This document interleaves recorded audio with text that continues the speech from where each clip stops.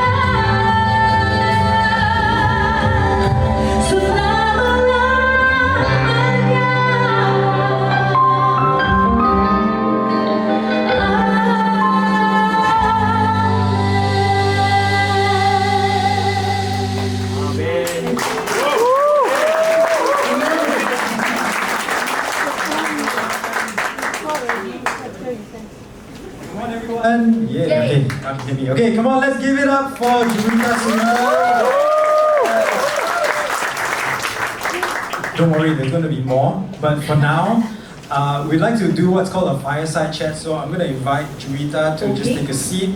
Waterside chat. Waterside. The fireside. With Riverside. Okay, fireside by the river. Riverside chat, okay? For those of you who don't know what that is, it's basically I'm going to interview or be speaking to Juwita. I'm going to ask her a couple of questions. But here's the little thing. You guys can ask your questions as well. Alright, I give us a little tip, a little trick of the trade, if you may. So think of your questions even as you hear Juwita speaking already. So like for me, it's going to be my phone, but you go ahead and put it in your pocket or you can write it somewhere. And then as she speaks, you can just cancel it out. And if there's still a question, you can pick up a mic and our good friends Norman and Marcus will be happy to pass you the mic and then you can ask the question, alright? So, okay.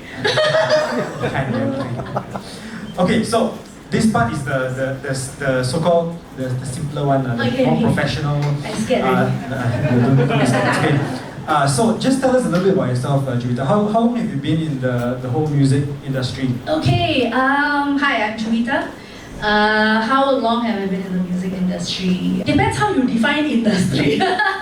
So the whole thing, like when do you start singing, when do you become maybe worshipping or doing or serving in church, and then go Okay. professional. So the history lah. Okay, I technically say I've been 20 years in the industry as a solo artist per se, which is from the date that I released my first album. I'm pretty old. But I think it started a long time before that. So I used to be a wedding singer when I was 8. I don't know why. It's like we were in Malacca and this hi auntie from Malacca. For some reason, all the church members would ask us to sing at their weddings, me and my brother. And I would sing and he would play the piano. So I was a wedding singer already at that time. And then I grew up, joined the National Children's Choir, and then I became a backup singer. So for those of you who don't realize, right, if you hear music that's like, you only listen to the main artist one lah, but actually got a lot of people making music around the side. So I used to be the person singing at the back. And then sometime along the line I had the opportunity to release my own album, and that was 20 years ago lah. And the rest is history. Okay, cool. So it's been 20 years professional, but of course, 20 years as a solo artist. Solo artist. And I'm not going to guess your age, but since you're 8 years old, okay? Now you're only 18. So how? I know, right? The math don't work. The math not mapping. Okay. Well, I'm sure you've got lots of accolades, and I'm not going to list it out just in case I miss out any. But let me ask you. Out of all the awards and accolades that you've achieved over the years, or the things that you've done, actually not that many lah, but okay. But which is your favorite? And which are you? So there's I mean, because I've spoken to people in the industry, they're like, I got this one, just keep it here. But there's certain ones that people value more than others. Okay. So I'm sure that's probably similar to you for you. I guess, So which one is it and why? Okay, it's gotta be this one. So, just now I said I did a lot of backing vocals, right? So, before these 20 years, I spent a few years every year doing backing vocals for the Malaysian awards show. So you watch the Grammys, right? In America, and we used to have a Malaysian equivalent. And I used to be doing backing vocals for all the artists that came on the stage. So one day I said, it would be quite nice to get one of those, and thank God, it's like when I released my first album, I got one for Best Local English Album. So that's one, but the one that I treasure the most is the one that I didn't get. So in that year and the next year, I got nominated for Best Vocal Performance in an album, and it was along the grades. It's like, wow, all the neighbors, all the other nominees were all like, wow, I'm in the same, in the same category with all these people. So actually that's the one that I really, really treasure, like, wow, just to be in the same breath mentioned with these people, like, wow. The one that I didn't get lah. As in nominated, but Nominated, but didn't get. But nominated good enough lah. Okay, wow. But still good, yeah, right? How many of you have been nominated? Got for other things. You know, I think, yeah. Okay, now let's get a little bit real. So talking about the That whole... was a real lah. Yeah, it's quite real. Deeper real. Okay. Talking about the whole music industry, the scene. Yeah. Could you tell us some of the challenges you faced, you know, in going through that journey? I think for myself, I'll be very, very honest. I didn't really dive all the way into the industry. Could have if I wanted to, probably. In the earlier days, it was more like, if you perform, then where would you be performing, right? So I think for me, it was like trying to decide that the path. So different paths will lead you to different places, right? So obviously, if you sing at weddings all the time, then it will bring you to doing more and more weddings, right? So I remember at that time, I was like, okay, trying to decide where I wanted to go. And at that time, it was like really easy to, like, you could do it like any night you could sing at a bar, and I really don't have anything against singing at bars, but I asked myself, do I really want to be in that atmosphere every day lah? And I was like, no lah, I wouldn't be happy lah, you know. So it's more of that choice, and then sometimes you make that choice and then you wonder, did I make the wrong choice lah? You know, could I have been more famous doing that, or made more money doing that, or so I think just believing that I am choosing those right choices and dealing with those questions at the back of the mind. I don't know, do other people do that in other industries? Like, probably, right? Probably. Yeah, so it's more of that, and then also things like, you know, self-image, body image, and now it's like social media, the pressure of, every day I have to post something. So now I've kind of given up, you know, like, I'll just post when I've got something to post, I don't want to stress over it. Things like that lah. Thanks for sharing that. I'm going to ask you actually a question I just asked you over dinner. Which one? So, just to kind of bring all of us down to earth, right? Okay. So many of us have probably seen like Hollywood in their mansions and their cars and lifestyle and all that. How much of that is real? Okay. In your experience, and specifically in the Malaysian music scene? Okay. Hollywood, I wouldn't know because I haven't been there. But in the Malaysian scene, it's not as glam kind of thing, the glam thing, but also maybe because we don't earn the same kind of bucks as they do in Hollywood. So I've had the privilege of being in the living room of some of the greatest Malaysian artists, and it's really, really interesting because they walk down the street, everybody were like, right, can I take a photo? And that particular person happened to be already a mother with 2 kids, you know, and we were trying to do some music together, and the kid was like, Mommy! When you going to finish, you know? And I'm thinking like, wow, this superstar also has to go through that kind of thing. So the glam it stops when you get into your own house lah. But also I think if you talk about Hollywood, right, what we see isn't always what is real lah. Like you say, let's get to the real thing. And I think a lot of times when young people, you know, they tell me, oh, I want to be famous, you know, I want to be a superstar. And then I ask them, why? They say, no, I like the attention and all that, right? It's not really that nice lah, because imagine you can't go to the mall, you can't like go out in your shorts and slippers, you know. And I think the worst thing about it is we all have amazing dreams. Sometimes you're like, wow, if I could be as famous as Taylor Swift! Whoa. Right? Taylor Swift has got it right now. But I do know of a lot of other artists that they've got everything that they wanted, and then imagine everything you dream of, you got ready, and then you feel like, why macam like biasa je?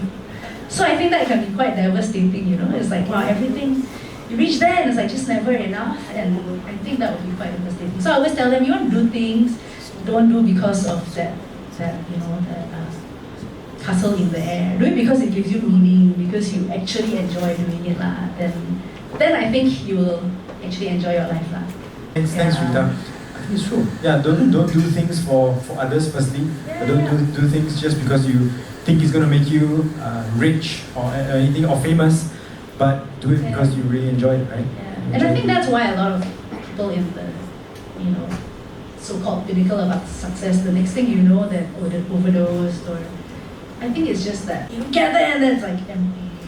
I wake up the next morning and then I've had that before, you go for a big show. I remember there was once I did a show in Day One Philharmonic Petronas. It's like, wow, the venue to perform at. You do that means our bucket list already thick, right?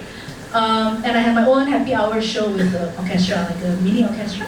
Then I went home and why do I feel like nothing happened? It's like really, really weird kind of feeling. That particular one, there are others, like sometimes I do things like today, and I go home feeling like, wow, so full. So it really depends. Thanks for that. Okay, why don't I open it to the floor? Any questions? Yeah. Hey, my name is Joy, and my question to you is, who's your biggest supporter? Who's the one? I think Joy Saka. That's her name. Who's my biggest supporter? Okay lah, so my mother, right, goes with me everywhere. Sometimes I don't call her my greatest supporter because she doesn't support everything that I do. Not that she always doesn't support what I do, but she doesn't always support everything that I do. But she's always there for me. Hi, Mom.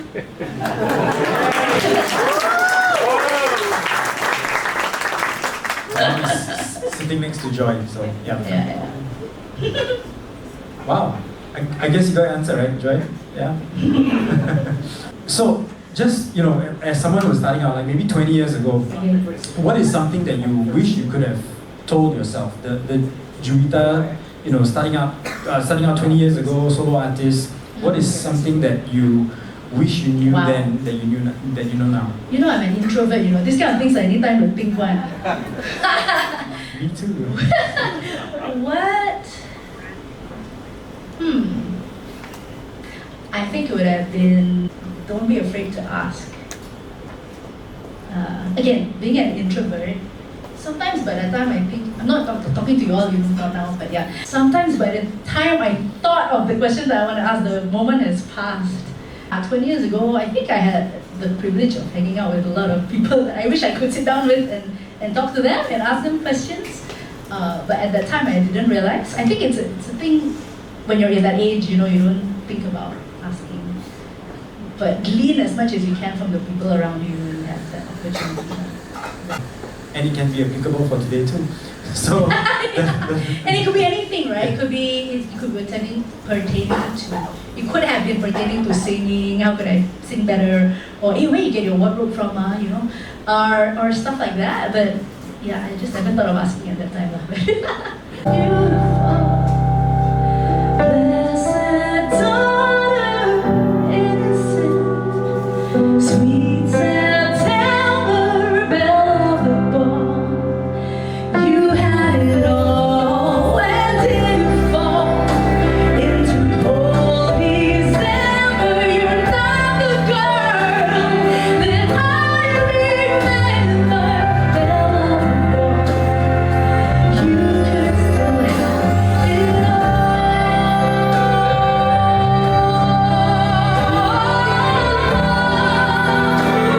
Cause you were stronger, belle of the ball. You could still have it all. Belle of the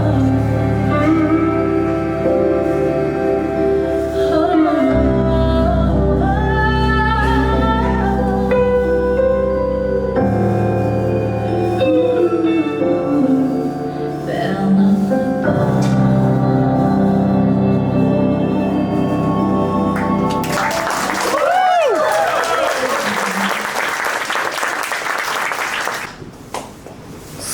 wasn't that awesome? Wasn't that interesting? Yeah. Wow.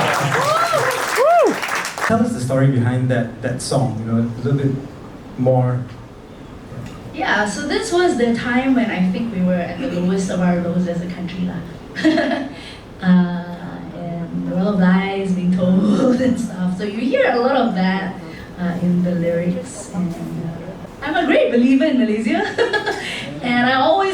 feel like we used to be where setanding dengan South Korea tau kan.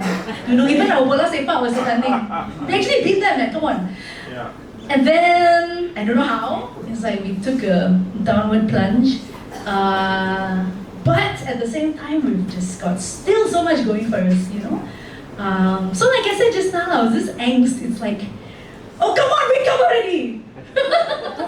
That was basically it, lah. And I don't know why. I don't feel very angry very often.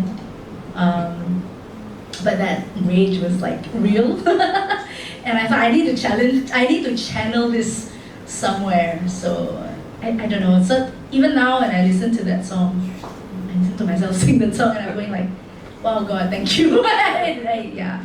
It's something special to me lah, that I feel like, oh, okay, maybe when I die tomorrow or when I die, it'll be something that I leave for the country. Whether they know about it or they know the song or not, but it's something that I would leave behind, and hopefully we'll be in a better place one day, you know, and like we'll look back at the song and say, yeah, that was something that captured the darkest moment of our nation. Yeah, thanks. I think it really embodies that in that song. I mean, it could have a lot more meaning, but I think coming from the composer herself, right? Yeah, so I think that's it. Some people think it's about them. And a friend is, hey, that song's about me. I'm like, really? But yeah, it could apply, so sorry I interrupted you. So along those lines, you're talking about Juwita Suwito loves Malaysia and you're so happy about Malaysia. Tell us a little bit about your heritage, you know, Juwita Suwito. Yeah. Orang mana ni? Saya orang rojak sikit lah. Jadi mak saya, sorry I speak diam-diam. Mak saya dari Singapore yang ni, she's from Singapore, my mom. Yeah, but my name is not Singaporean, right? My name is Indonesian. So my dad was from Indonesia, from Palembang. Why? Oh, but Indonesians here? Yeah. So the long story is he went to Medan and then he wanted to become a pastor and then he studied theology in Singapore and then he got posted at this church where my mother was playing the piano and then the rest was history lah. So that was like before 1963. Yeah, we're all just very old right that way. Before 63, and then he got posted to Malacca because at that time Singapore, Malaysia are the same one. Yeah, well yeah. And then after that, while they were in Malacca, Singapore left. Yeah, Malaysia. And is it? No lah, that time Malaysia already, after that.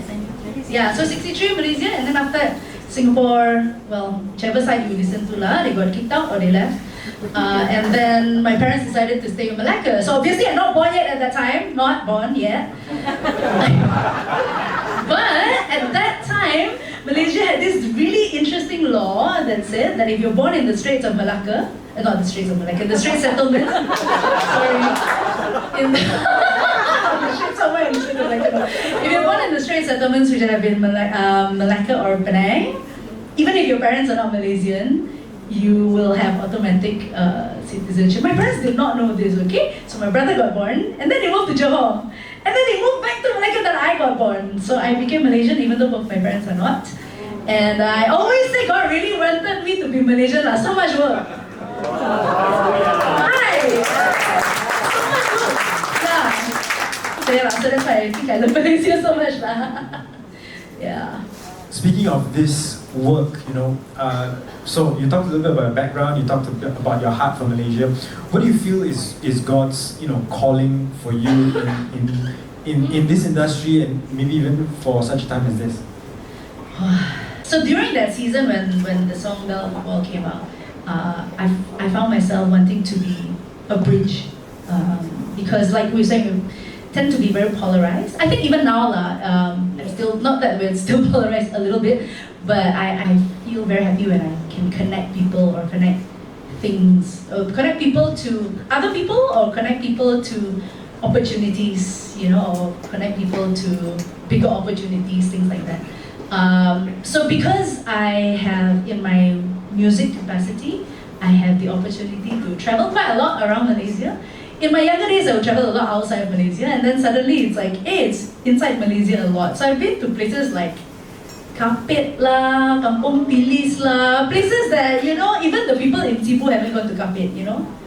Sarawak. But like, I have the privilege of going because of my music, right? And so I want to tell the stories lah, so that we can love one another better.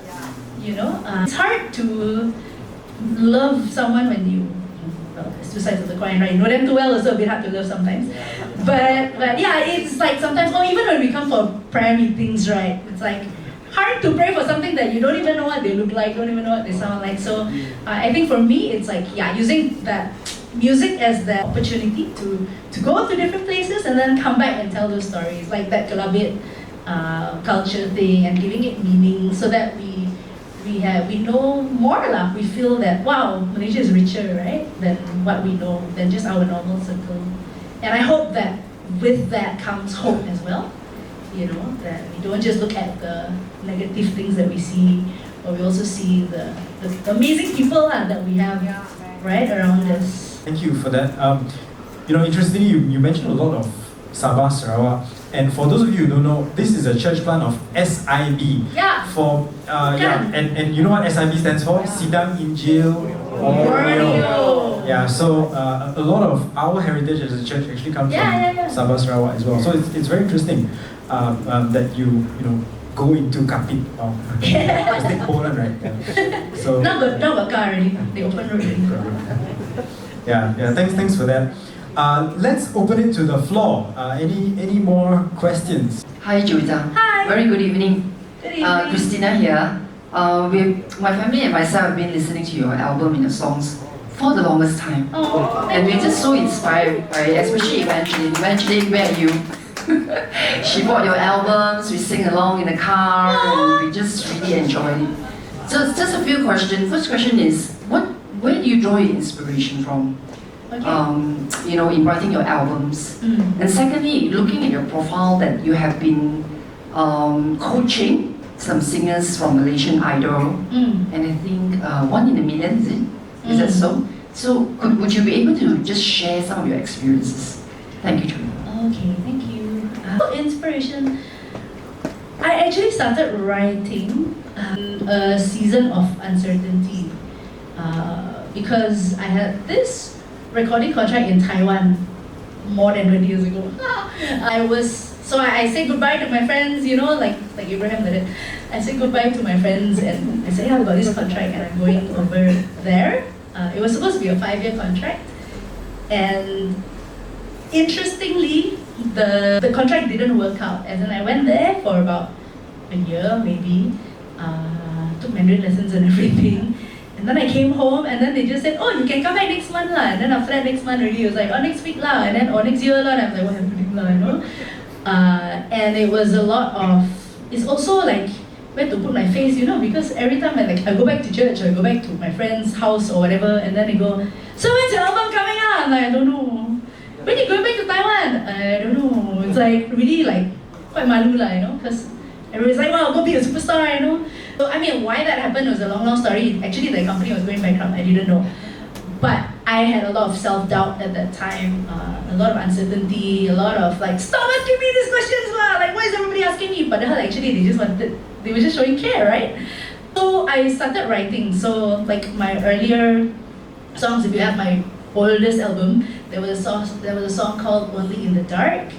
And that was really how I was feeling. It's like, why is it so dark? Like I can't see, you know? And I was reading this book called Only in the Dark by Stormy or Martian. And I happened to be reading this book in a bus to Singapore on the way, and it was raining heavily. So I actually write very literal stuff. It was raining, it was like the lights were coming. So the lyrics went, the raindrops fall incessantly, because it's raining lah. The blinding headlights do then go out again, because you know in the bus, right? It's like, wow! And I was reading this book called Only in the Dark. So only in the dark when I can't seem to see, I learned to hear you whisper that's been guiding me. So very literal. It's like sometimes what I'm going through at that time, sometimes it's from a skit that I watched. I might sing a song from that later.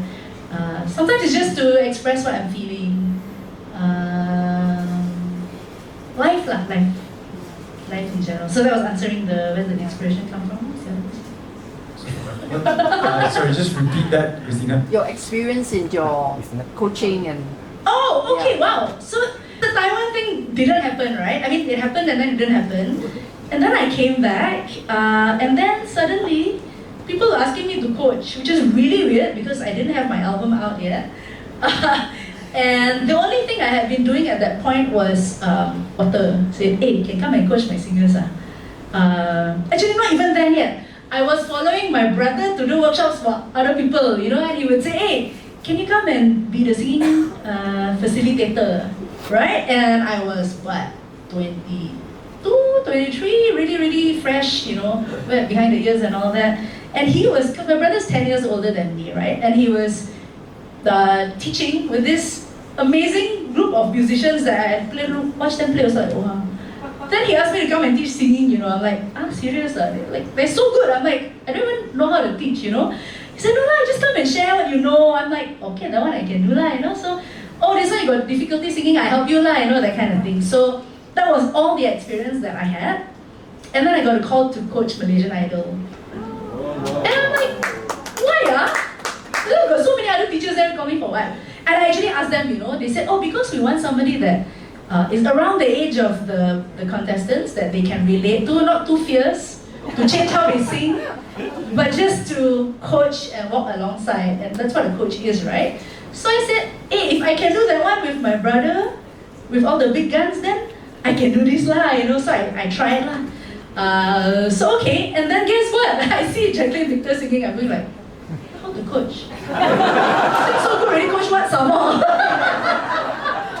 And interestingly, later on I knew that, I had heard Jacqueline Victor in another function, so I kind of knew her. And then she came and said, I went caroling to your house before lah. So, the world is very small lah. So there are people that you would teach things because I know a little bit more than them. And then for people like Jacqueline Victor, it was like, hey, come on, Jack, you can do better than that, Like, she knows how to do it, I don't know how to tell her to do it, but I think that way you can sound better. Then she's like, oh really, how so it's just a bit more push kind of thing. You discover it yourself lah, but I'll just push you. So that was it. And then so after that, after Malaysian Idol, then came 1 in a Million and all that lah. But the Idol thing was the first one. It was really funny lah. But again, it was really, really favor from God because the timing was immaculate. It was like, wow. Just before my album came out, at the same time, I had sung the theme song for another reality show called Academy Fantasia. Yeah, which was the first reality show before Idol. And that one also they said, hey, come and sing the demo. So the demo, right, is if the songwriter don't know how to sing, or rather wants a girl to sing, but they don't want to pay the superstar to sing yet, so they just get somebody who can sing lah, to sing it first, right? So I sang the demo, okay?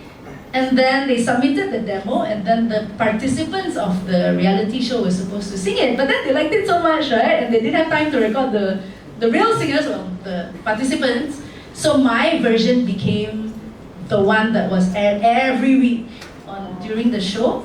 And they went to Indonesia, it went everywhere. I'm like, thank God I sang the demo properly. Can you imagine if you gave a half-baked thing and it went final because they thought it was good enough, and you're like, oh, cringe, every day you hear cringe. And who's the singer lah, the other one. So I really learned a lot through that, It's like, anytime you do something, don't care, it's final, not final for your ear, not for everybody's ear, just do properly first. Yeah. So yeah, that's how it started lah. Humble beginnings to, Hopefully still humble lah. Yeah. Cool. Thanks, Christina. I think that was a good question. Anybody's got? Yeah, there was one there. Yeah, on the left. Hi. Hi. Hi, my name is Raymond. Hi. Hi, Raymond. Hi. I wasn't going to ask a question, but when Thomas asked a question, I kind of spilled over another question in my head. Okay.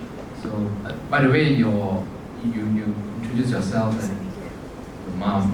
You also had a very famous dad, just to let you know. Yes, I know. It's very Thank cool. you. Just want to affirm. So you started off without this social revolution, social media revolution, Yeah. yes, right? Yeah. Now we are in it, we are thick of it. Yeah. So, how would you advise an aspiring young person, right, who may not be very mature in handling limelight? Because entertainment industry is about a lot about self-image now, even more than it used to be. And can they really do their own stuff, right, without having to change their image? Agents may tell them that they have to do certain things to their body and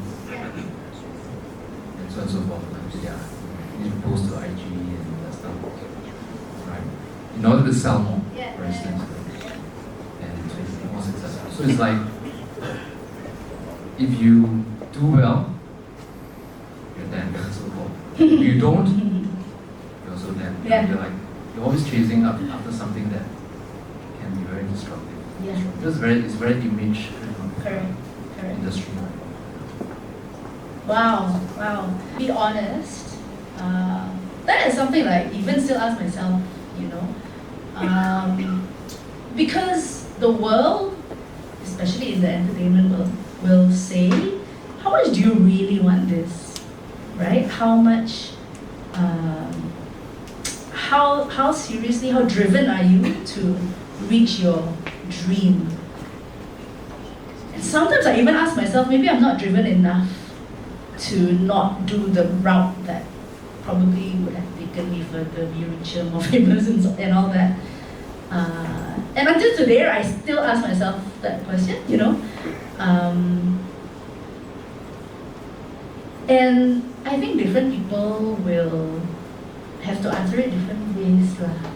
So, because I have a lot of friends who are in the business, right? So, I can see, of course, body image, so you want to take care of your health, your meals. Like the Koreans now, they have like a regimen that they have got diets, right? That within 2 weeks you can get into the shape that you want to. And I think if you want it bad enough, you would do that. For me, I always ask myself, do I really need to look a certain way that is the way that the magazine want you to look? Who's to say that this is the best look lah, So I try and be true to myself and find that balance for myself. I don't know if I'm answering the question well enough. And I think it's important to have people around you who will keep you authentic lah. So for example, I have a friend who is a lot younger than me. He's actually my nephew's age, okay? Literally. And he started to play guitar with us when he was 18, 19. Very young, very talented, very good looking. And then he got married, and then suddenly he got thrown into the big fish, literally fish leong. He's playing for fish leong now, right? And he was touring China. Just after he got married, he started to tour China. And the thing that he told me really, really struck me. He said, I'm a bit scared. It's like, I just got married and I'm going to be touring China. And he called his friends to keep him accountable, because the temptation is great. And then you only see your wife once every, that time the visa, they only had one long stretch. So like a whole 2 months he'd be away and then he would come back. So I think it's like, for him, like I see his Instagram stories and I'm like, wow, big stadium full, and then like limelight on him. It's like so easy to just, fall into that trap of whatever it is that might be tempting him. But being accountable, and then we keep on praying for him lah, so that he will keep true lah to what he's called to be lah. Yeah. Thanks. I hope that answers your question, Raven. Yeah. Yes, it's true. Stay true to yourself. It's a bit of water. Thank you. Yeah. let me ask you this question. I mean, you've been talking about a little bit of your background in church and all that. Maybe you can share something about like what is the Lord impressing upon you like right now at this point in time? Something that maybe even bugging you, like God is bugging you. We call it disturbing you, right? What's that looking for you right now? So much to do, so little time. Or so much to do, not smart enough to do it. I don't know about you, but there was a season, there still is the season in my life where I get a lot of inspiration, like, hey, we should do this. Oh, there's an opportunity to do this. Like, there's this need, let's do something. And then I'm thinking, how come we're so busy? Why is it that it's us that just keeps on getting these things to, let's do this? Then half the other world is just like, very bored, playing Candy Crush, Nothing else to do, got time to do a lot of things. And I think for me, it's like, I'm at this point of time, I was maybe a week ago, then I got too busy to think about it. About, thinking about how there's so much to do, and then why I don't have time to do it, But then people like here got full-time job, and then still can serve here, can do this, can do everything. How come I cannot do? I think one interesting thing that occurred to me was, we don't talk big theology, okay. Church.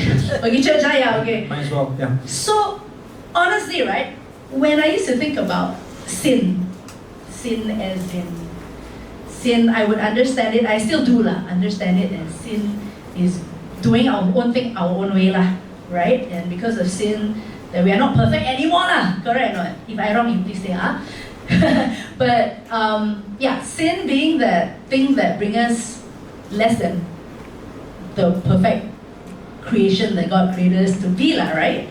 I used to think of sin like, I do wrong things or mean, and then, but sometimes, right, when I come to church, at the back of my mind, I'm thinking, let's don't need to talk about sin already let's talk about doing things because sin like so basic now, like I don't know, after 10 years you still want to talk about sin and then recently it occurred to me that maybe all these weaknesses that I feel that God's calling me to do this, but so hard to do. Why it's not that I don't want to do, but it's just so hard, right?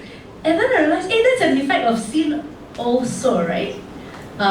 Sorry, my brain can go like a lot of places. I'm a little bit too intangible, just call me out for it. But so at the back of my mind, I suddenly realized that, so when we talk about sin or about what God has done for us, then now I remember that actually, right, He has also overcome this weakness of our weaknesses. Does that make sense? Wait, let me think properly first.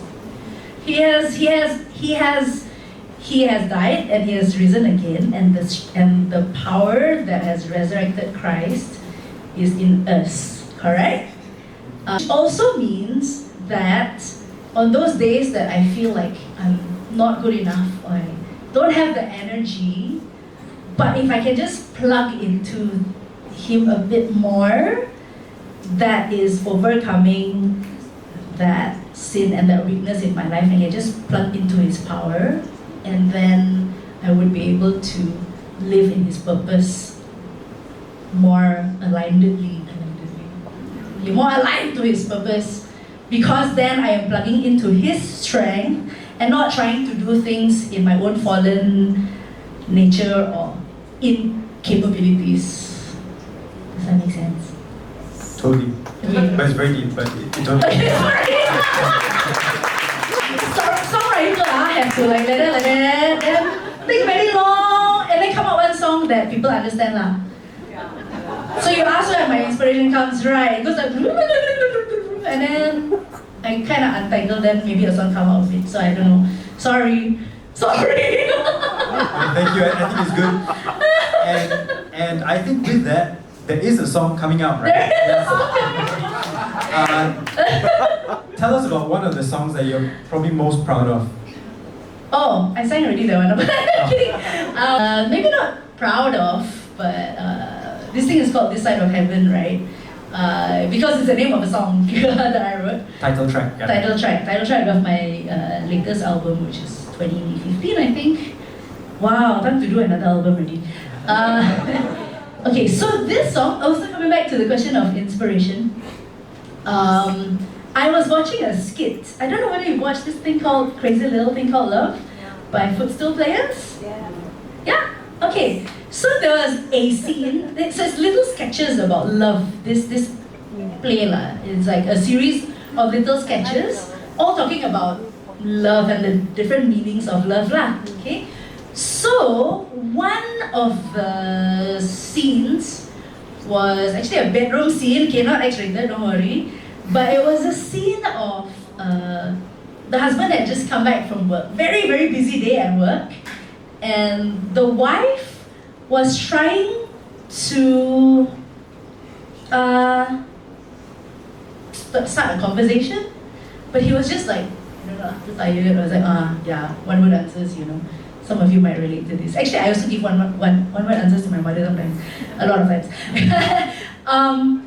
And that scene was just so powerful to me because it occurred to me, in our life, there are people who want to love us, but sometimes we just, in our own thing, you know, we keep them at arm's length and we keep them away. I was watching that and I thought, hey, aren't we like that with God also, You know, so again, so what I was sharing just now about, you know, sometimes like, I cannot do this, I'm so busy, I'm like so busy, want to do this, how I want to pray some more, where got time?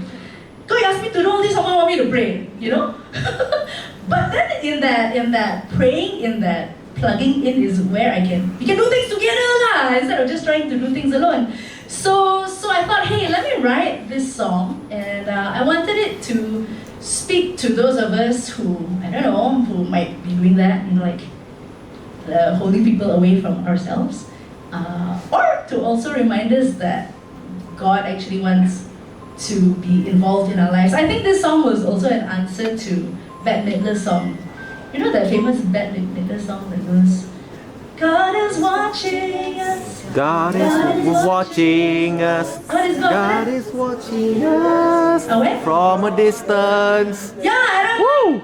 God, not from a distance, what? Isn't God here? Isn't God watching me, over me right now? Isn't God present in my life? Isn't the Holy Spirit within me, empowering me? Why I want to sing that song? I want to write a song that says, I don't want to love you from a distance. I want to be here. Yeah, so, yeah, I sing this song lah. Last song. Sure. Yes. Come join me as we try.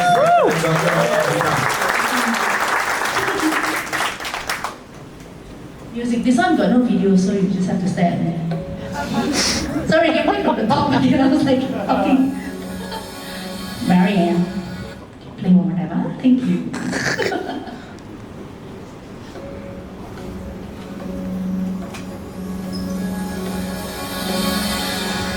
Daylight breaks, it's time to rise. Comets fall from sleepy eyes. Robins going on about the weather. You make your bed as coffee brews. Right on it, put on your shoes. You smile and step into your fancy car. The day is getting colder as you gently pull away, looking over your shoulder. You don't hear me say, I don't want to love you from a distance. I don't want to watch you from afar. Baby, won't you let me in the side of heaven, right there where you are. I want to take your hand behind the curtain. Want to be the song on your guitar. It's not enough for me to love you from afar. I see you